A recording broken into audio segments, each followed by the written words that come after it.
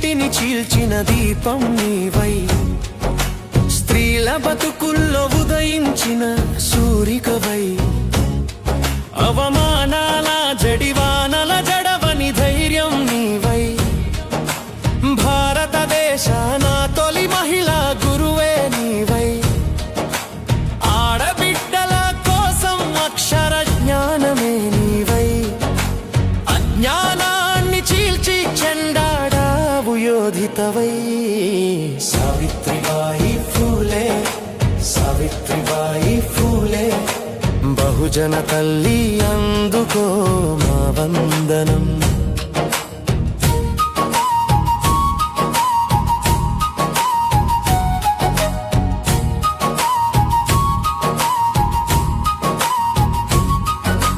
బాలికలకు చదువు నేర్పవెన్ను తట్టే మహాత్మా ఫూలే, ఆంక్షలతో అడ్డుపడే మనువాదకులోన్మాదులు దారిక చీరాళ్ళు విసిరిన,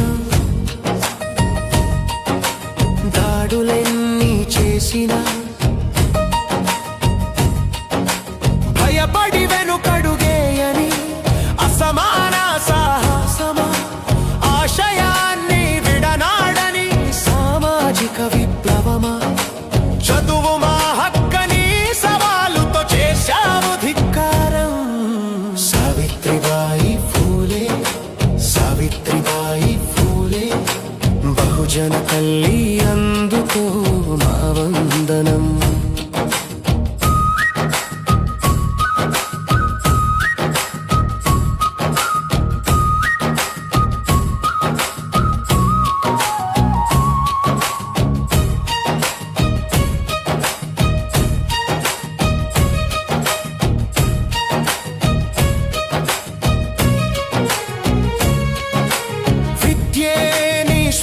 ధ్యాసమా చదువుల తల్లి సావిత్రి ఫూలే, నీ ప్రాణంలో భాగమయ్యి నీ గుండెల్లో దాగే పాఠ్య పుస్తకం,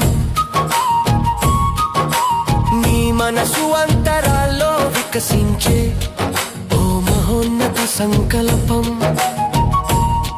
నీ విద్యా బోధనతో కూలిపోయే అసమానతల పర్వం,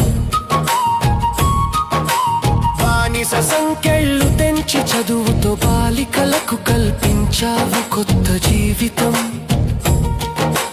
భవిష్యత్తును తీర్చిదిద్ది ఇచ్చావు మగాళ్ళతో సమాన అవకాశం. సావిత్రిబాయి ఫూలే, సావిత్రిబాయి ఫూలే, బహుజన తల్లి అందుకో మా వందనం.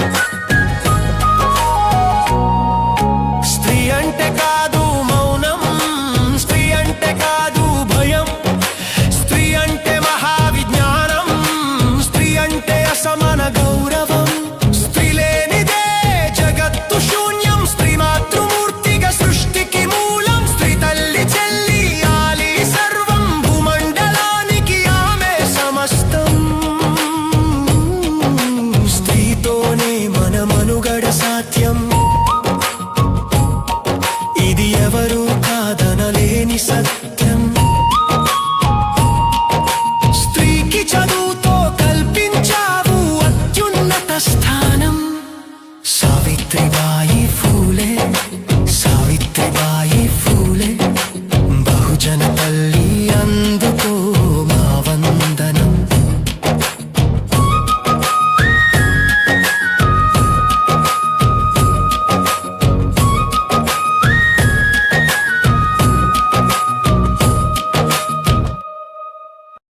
జ్యోతిరావు పూలే భార్య ఆమె సావిత్రిబాయి పూలే వాళ్ళు మొట్టమొదటి పాఠశాలలు పెట్టినారు.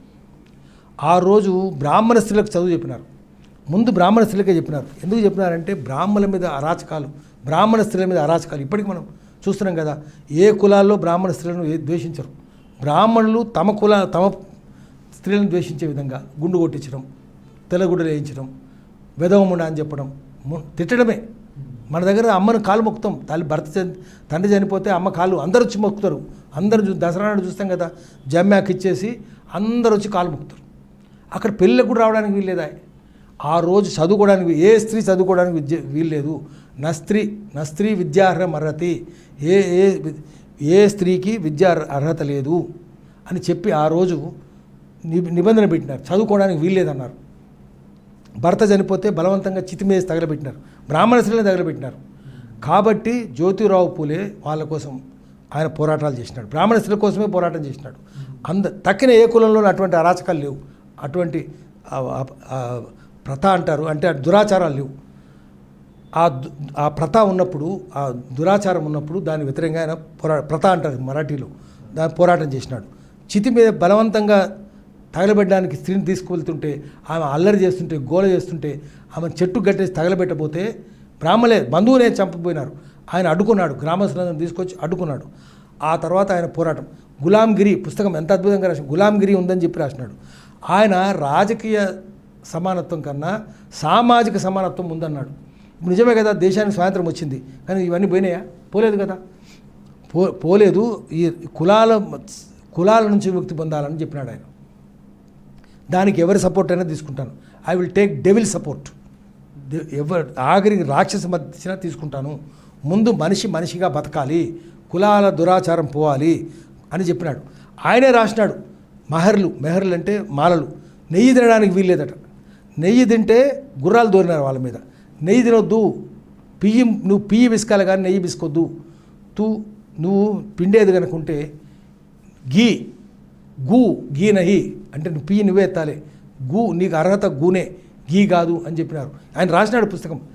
ఇట్లాంటివన్నీ ఆ రోజు జరిగిన దురాచారాన్నింటినీ ఆయన గ్రంథస్థం చేస్తే మనుషుల మీద రాసినాడు, ఆన్ మెన్ రాసినాడు. అది రాసి పుస్తకాలు రాస్తే చదువు ఇంకా రాసి పెట్టినాడు. ఈ పుస్తకాలు కనుక నేను చదవకపోతే నాకు జ్ఞానం వచ్చి ఉండేది కాదని డాక్టర్ బాబాసాహెబ్ అంబేద్కర్ ఆయన తన పుస్తకాలు రాసుకున్నాడు. ఆయన తన గురువుగా అంబేద్కర్ అంతటి జ్ఞాని, తనకు చదువు చెప్పించిన బరోడా మహారాజు, సావుజీ మహారాజు వాళ్ళను కూడా చెప్పుకోకుండా ఆయన తనకు పోషకుడు వేరే విషయం. అట్లా కాకుండా ఆయన ఆ రోజు జ్యోతిరావు పూలే అని తన గురువు అనుకున్నాడు. ఆ తర్వాత ఆయన భార్య సావిత్రిబాయి పూలే ఆమె చదువు నేర్పించి స్త్రీలకు చదువు నేర్పించేట్టు చేసినాడు. ఆమె వెళ్తుంటే ఆమెను బ్రాహ్మణ స్త్రీ వీధుల నుంచి పోతుంటే తిట్టేవాళ్ళు, బండబూతులు తిట్టేవాళ్ళు. ఏం నేర్పిస్తావు మా పిల్లలకు చదువు చెప్పి, వ్యభిచారం నేర్పిస్తామని బ్రాహ్మణ స్త్రీలు విమర్శించి, బ్రాహ్మణ పురుషులు, ఈ స్త్రీలు కాదు, బ్రాహ్మణ స్త్రీలు చాలా ప్రేమతో చూసుకునేవాళ్ళు, పురుషులు మాత్రం తిట్టేవాళ్ళు, రాళ్ళు కొట్టేవాళ్ళు, బురద జల్లేవాళ్ళు, ఇసుక జల్లేవాళ్ళు, పియ్యి కూడా విసిరేవాళ్ళు. అయినా సరే 34 పాఠశాలలు పెట్టి ఇద్దరు చదువు నేర్పించినారు. ఫాతిమా షేక్ అనే ముస్లిం స్త్రీకి చదువు చెప్పి ఆమెను టీచర్గా చేసినారు. ఆ ఫాతిమా షేక్ కూడా సావిత్రిబాయి పూలే ఎంత ధైర్యంగా పాఠాలు చెప్పిందో ఆమె కూడా అంతే ధైర్యంగా పాఠాలు చెప్పింది. అట్లా పాఠాలు చెప్పి, ఎందుకంటే ఆమెకు తెలుసు ముస్లిమ్స్లు కూడా చదువుకోవడానికి వీల్లేని పరిస్థితుల్లో ఆ రోజు ఆమె నేర్పించి ఆమెను కూడా తీసుకొని పోయి చేసినారు. 34 పాఠశాలలు పూణేలో పెట్టినారు. వాళ్ళు డబ్బులు ఉన్నవాళ్ళు, కొంచెం డబ్బులు కాంట్రాక్టులకు చేసిన వాళ్ళు, అంతకంటే ముందు వాళ్ళ కుటుంబంలో వాళ్ళు. జ్యోతిరావు పూలే ఆయన అప్పటికే ఫ్రెంచ్ నేర్చుకున్నాడు, ఇంగ్లీష్ నేర్చుకున్నాడు, మరాఠీలో పండితుడు, ఆయన సంస్కృతం నేర్చుకొని వీళ్ళందరినీ కలిపి అయితే ఆయనకు చాలామంది బ్రాహ్మణులు కూడా సహకరించినారు. ఆయనకు మహాత్మా బిరుదు ఎక్కడిచ్చినారు? మహాత్మా బిరుదు పూణేలో బ్రాహ్మణ సమాజం వాళ్ళు ఇచ్చినారు, చాలామంది లేదు. మొట్టమొదటి మహాత్మా ఆయన. ఎందుకంటే ఎవరో ఒక స్త్రీ భర్త చనిపోతే ఆమె ఇంకెవరిని వాళ్ళ బావతో కలిసి ఉంటే ఆమె గర్భం దాలిస్తే ఆమెను చంపాలని చూసినారు అన్నదమ్ములు. మళ్ళీ ఎవరో చెప్పినారు, తల్లి అడ్డుకొని చంపొద్దు నా కూతురు, బ్రాహ్మణ వాళ్ళు నా కూతురు చంపొద్దు, ఇదో ఇట్లాంటి వాళ్ళందరికీ పురుడు పోసే తల్లి ఒక ఆమె ఉంది, సావిత్రిబాయి పూలే, జ్యోతిరావు పూలే, వాళ్ళ ఇంట్లో పెడదాము, కాశీకని వెళ్ళిపోయి చెప్తామని కాశీకి తీసుకుపోతున్నామని చెప్పి ఇంకా గర్భం కనిపించలేదు, తీసుకెళ్ళి వీళ్ళ ఇంట్లో పెడితే 9 నెలలు వీళ్ళు పోషించి ప్రసవం చేసినారు. ఆ అబ్బాయిని యశ్వంతరావు అని అబ్బాయిని వాళ్ళే దత్తత తీసుకున్నారు, బ్రాహ్మణ పిల్లల్ని దత్తత తీసుకొని తర్వాత అమ్మాయికి పెళ్లి చేసినారు, వాళ్ళ బావతోటి పెళ్లి చేసి అది మొట్టమొదటి పునర్వివాహం, వితంతు పునర్వివాహం. చేసినారు, బ్రాహ్మణులను పోషించినారు. బ్రాహ్మణ కుర్రాడిని తాము పురుడు పోసిన అబ్బాయిని పెంచి పెద్దగా చేసి వాళ్ళకి పిల్లలు లేరు, వాళ్ళనే ఆయన డాక్టర్ని చేసినారు, యశ్వంతరావును ఆయన కొడుకు ఆయన. అయితే ఇది బ్రాహ్మణులందరూ మీటింగ్లో విమర్శిస్తుంటే, నువ్వు బ్రాహ్మణ వ్యతిరేకమని విమర్శిస్తుంటే ఆ చెల్లె ఆ అమ్మాయి యశ్వంతరావు మేనమామలు వాళ్ళు గట్టిగా చెప్పి, అప్పుడు చివరికి చెప్పకూడని విషయం చెప్తున్నాము, ఇట్లా మా చెల్లెకి జరిగితే ఆయన పురుడు పోసినాడు, ఇప్పుడు ఆయన పెంచుకున్న అబ్బాయి కూడా బ్రాహ్మణ కుర్రాడే, చాలా ప్రేమతో చూసుకుంటున్నారు, ఆయన వారసుడిగా ప్రకటించుకున్నారు, డాక్టర్ కూడా చేసినారని చెప్పి గట్టిగా విమర్శిస్తే, అప్పుడు బ్రాహ్మణులందరూ పొరపాటు అయిందని గ్రహించి, నువ్వు మామూలుడు ఏదో మా ద్వేషం అనుకున్నావు, మా ద్వేషం కాదు, నీకు బ్రాహ్మణ ద్వేషం లేదు, నువ్వు నిజంగా మహాత్ముని అని చెప్పి పూణే బ్రాహ్మణ సమాజ్ వాళ్ళు ఆయనకు ఆ బిరుదు ఇచ్చినారు. మొట్టమొదటి మహాత్మా గాంధీ కంటే ముందు ఆయన ఆ రోజుల్లో అక్కడ ఆ ఊరికి పూణేలో ఛాందస బ్రాహ్మణులు ఉండేవాళ్ళు, పాఖండివాద్ అంటారు. పాఖండి అంటే ఛాందసవాదులు ఆఖరికి అక్కడికి దయానంద సరస్వతి పాపం ఆయన చాలా గొప్పవాడు కదా, దయానంద సరస్వతి బ్రాహ్మడే, పంజాబీ బ్రాహ్మడు ఆయన. దయానంద సరస్వతి ఇప్పటికి హైదరాబాద్లో ఉన్నాయి కదా డిఏవి స్కూల్స్, స్వామి దయానంద ఆ ఆంగ్ల వేదిక పాఠశాల హైదరాబాద్లో ఇంకా ఉన్నాయి, దేశమంతా పెట్టినాడు. భగత్ సింగ్ అదే స్కూల్లో చదువుకున్నాడు, ఆడ్వాణి కూడా అదే స్కూల్లో చదువుకున్నాడు. అక్కడ లాహోర్ నుంచి వచ్చి ఆయన ఇక్కడికి వస్తే, పూణేలో అడుగుకున్నారు. ఎవరు అడుగుకునే వాళ్ళు లేరా అంటే 1840లో 1840లో అంటే ఇప్పటికీ 180 ఏళ్ళ క్రితం 180 ఏళ్ళ క్రితము ఆయన వెళ్ళి దయానంద సరస్వతితో మీ అభిప్రాయాలు మా అభిప్రాయాలు వేరు, కానీ ఈ పాఖండివాదులకు గుణపాఠం చెప్పాలంటే మిమ్మల్ని తీసుకెళ్తానని చెప్పి ఏనుగు మీద ఊరేగించినాడు. ఆయన అడిగినాడు దయానంద సరస్వతి, ఏనుగు ఎందుకు, మామూలుగా మీరు రక్షణగా ఉంటే చాలు కదా అన్నట. లేదు ఎవరైనా ఈ పాఖండివాదులు వచ్చి, ఈ ఛాందసవాదులు వచ్చి మీ మీద దాడి చేయాలని చూస్తే, రాళ్ళు విసరాలని చూస్తే మీరు పైన ఉంటారు, మీద రాయో పేడనో విసరాలని చూస్తే, ఇసుక విసరాలని చూస్తే ఎత్తు మీద ఉంటారు, అందదు. అప్పటికి ఎవరైనా మీ మీద దాడి చేయాలని వస్తే కనుక ఏనుగు మీద ఎక్కి రావాలి కదా, ఏనుగు పాకాలి కదా, ఏనుగు వాళ్ళని తొక్కి చంపిస్తుంది, అందుకని ఏనుగు మీద ఊరేగిస్తున్నా అని చెప్పి దయానంద సరస్వతి చెప్పినాడు. అంటే ఇది దాని మీద ఎన్ని సినిమాలు వచ్చినాయి, 8 సినిమాలు వచ్చినాయి మరాఠీలో. మహారాష్ట్రలో ఏ వీధికి చూసినా ఆ పేరు ఉంటుంది, పూలే, జ్యోతిరావు పూలే స్ట్రీట్, జ్యోతిరావు పూలే పార్క్, ఎక్కడ పోయినా మున్సిపల్ పార్క్, ఏ ఊరైనా బండి, పూణే బండి, షోలాపూర్ బండి, భీవండి బండి, బాంబే బండి, ఎక్కడైనా బండి ఉంటుంది, వాళ్ళ పేర్లే. లేదా సావిత్రిబాయి పూలే ఎంత గొప్ప ఆమె మీద ఇప్పటికి రోజు నాటకం, మై సావిత్రిబాయి పూలే అని ఎవరో బ్రాహ్మణ స్త్రీ ఆమె గొప్ప నిపుణురాలు, ఆమె నాటకం వేస్తుంది, ప్రతిరోజు నాగా లేకుండా వేస్తుంది, మై సావిత్రిబాయి పూలే అని. అది ఒక యజ్ఞంలాగా ఒక బ్రాహ్మణ స్త్రీ చేస్తున్నది, చాలా గొప్ప నిపుణురాలట, అద్భుతంగా వేల మంది వచ్చి చూస్తుంటారు. తెలుగులో ఎందుకు రాలేదు, తెలుగు సినిమాలు రావాలి కదా, తెలుగు వాళ్ళకేం తెలుసు, తెలుగులో సినిమా వాళ్ళకు చదువు లేదా, శీలం లేదా, సంస్కారం లేదా. సావిత్రిబాయి పూలే పేరు వినకపోయి, ఫాతిమా షేక్ పేరు వినకపోయి, జ్యోతిరావు పూలే పేరు వినకపోయి, ఇదంతా ఇంత గొప్ప వాళ్ళను మనం చూస్తే ఏమనాలి. అసలు ఇప్పటికీ మా కేఎన్ రామదాస్ అని అంబేద్కర్ సంఘం లాయర్ ఆయన ఏం చెప్తాడంటే, ఎవరైనా డబ్బులు ఇస్తే నేను హైదరాబాద్లో పెద్ద విగ్రహం పెట్టాలనుకుంటున్నాను అంటాడు. ఇప్పుడు ఆయన మాతో పాటు మేమంతా కలిసి చంద్రకల్ వెళ్తున్నాము, చంద్రకల్ నాగర్ కర్నూలు తర్వాత ఉంటుంది, నాగర్ కర్నూలు జిల్లా, అక్కడ జ్యోతిరావు పూలే విగ్రహావిష్కరణ ఉంది. ఇప్పుడు నా చేతుల మీదుగా డాక్టర్ పస్నూరి రవీందర్ చేతుల మీదుగా జరగబోతుంది అది. మేము ఇప్పటి నుంచి అటే వెళ్తున్నాం మేము చంద్రకల్కు. ఆయన ఏం చెప్తారంటే, రామదాస్ గారు కూడా వస్తున్నారు మా ఇంట. రామదాస్ గారు ఏమంటారంటే, ఆయన మహాపండితుడు, ఆయన ఏం చెప్తాడంటే, ఎవరైనా డబ్బులు ఇస్తే హైదరాబాద్లో 190 అడుగుల విగ్రహం పెట్టాలని ఉందంటాడు. ఎవరిది ఆ విగ్రహం అంటే, నవగాంలో ఆమె సమాధి ఉంటుంది, నవగాంకి వెళ్ళి మట్టి తీసుకొచ్చి సావిత్రిబాయి పూలే విగ్రహం పెడతాను. ఎందుకంటే అది చార్మినార్ కంటే 186 అడుగులు ఉంది, 4 అడుగులు ఎత్తుండాలి, 190 అడుగులు ఉండాలి.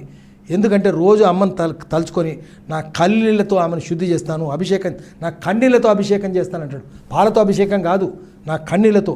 రోజు ఏడాదికి ఒకసారి 20 మందిని అక్కడ తీసుకెళ్తాను నవగాంకు. తీసుకెళ్ళి తల్లి మా అమ్మని తలుచుకొని చుట్టూ పొరుగుదండాలు పెట్టి, కంటి నిండా శోకం ఉంది, శోకమంతా తీర్చుకొని వస్తానని చెప్తాడు. అంత గొప్ప తల్లి ఆమె సావిత్రిబాయి పూలే. భూమి పుట్టిన తర్వాత భూమి అంత ఓపిక ఉన్న తల్లి ఎవరైనా ఉన్నదంటే రాళ్ళు కొట్టినా పెండ కొట్టినా పెయ్యి జల్లినా ఏమి జల్లినా చదువు చెప్పింది, చంప చూసినా చదువు చెప్పింది. ఆఖరికి ప్లేగ్ వచ్చి చచ్చిపోతున్న కుర్రాన్ని చేతుల్లోకి తీసుకొని, చచ్చిపోతానని తెలుసు ఆ కుర్రాన్ని తీసుకుంటే, యశ్వంతరావు దగ్గర తీసుకెళ్ళి, కొడుకు దగ్గర తీసుకెళ్ళి వైద్యం చేయించింది. నువ్వు చచ్చిపోతావమ్మా అంటే చచ్చిపోతాను ఆయన. 4 ఏళ్ల కుర్రాడు రోడ్డు మీద గిలగిల కొట్టుకుంటుంటే, ఎవరో తెలియదు కొట్టుకుంటుంటే ఆ కుర్రాన్ని రోడ్డు మీద వదిలిపెట్టి రాగల నా తల్లి హృదయం ఒప్పుకుంటుందా? నన్ను నిద్రపోతానా? అందుకని తీసుకొచ్చి నన్ను చచ్చిపోతానని తెలుసు అని చెప్పి తీసుకెళ్ళి వైద్యం చేయించి తను చచ్చిపోయింది. ఆ రోగం వచ్చి అంత గొప్ప వాళ్ళను పుట్టిన పూణే నిజంగా గొప్ప పట్టణం అది. పూణేని తలుచుకోవాలి, జ్యోతిరావు పూలను తలుచుకోవాలి, సావిత్రి పూలను తలుచుకోవాలి. ఆ కుర్రాడు ఎవరు? బ్రాహ్మణ కుర్రాడు కావు, ఏ కులం లేదు, ఏ కులం లేని కుర్రాడైనా తీసుకెళ్ళి చచ్చిపోతారని తెలిసి సేవ చేసింది. భూమి పుట్టిన తర్వాత అంత ఓపిక, అంత ధైర్యం ఉన్న తల్లి జ్యోతిరావు పూలే. అందుకనే సావిత్రిబాయి పూలే, జ్యోతిరావు పూలే అంత గొప్పవాళ్ళు. వాళ్ళని తలుచుకోవాలి. వాళ్ళని తలుచుకుంటే సినిమాలు తీయాలి. తెలుగు సినిమా ప్రొడ్యూసర్స్ సోయిలోకి రండి, మీరు జ్ఞానం నేర్చుకోండి. డబ్బులు కాదు, బూత్ సినిమాలు తీస్తున్నారు. ఒక్క దేశభక్తి సినిమా తీయలేదు. హిందీలో నేను హిందీ మీడియం చదువుకున్నాను, 10,000 దేశభక్తి గీతాలు ఉన్నాయి. తెలుగులో ఎందుకు లేవు? తెలుగులో బూత్ పాటలు 10,000 బూత్ పాటలు ఉంటాయి. సంస్కారం లేని వాళ్ళు, శీలం లేని వాళ్ళు, చదువు లేని వాళ్ళు, ఏది లేని వాళ్ళు తెలుగు సినిమాలో ఉన్నారు. తెలుగు సినిమా మీ పాపాలు కడుక్కోవాలంటే అద్భుతమైన సినిమా తీయండి, అద్భుతమైన సినిమా అవుద్ది. మీరు 10 కోట్లు ఖర్చు పెడితే 100 కోట్లు సంపాదించగలరు. డబ్బులు కూడా వస్తాయి. సోయిలోకి రండి. జ్యోతిరావు పూలే, సావిత్రిబాయి పూలే, ఫాతిమా షేక్ ఇట్లాంటి మహనీయులు పుట్టిన నేల ఈ మహారాష్ట్ర నేల, పూణే నేల. అది వాళ్ళ చిత్రాలు ఇక్కడ తీసుకొస్తే మన నేల కూడా శుద్ధి అవుతుంది. మీ పాపాలన్నీ పోతాయి. తెలుగు సినిమా ప్రొడ్యూసర్లు, డైరెక్టర్లు ఆ పని చేయాలి. ఆ పని చేస్తే అప్పుడు వాళ్ళని హర్షిద్దాం, లేకపోతే వాళ్ళని తులనాడదాం.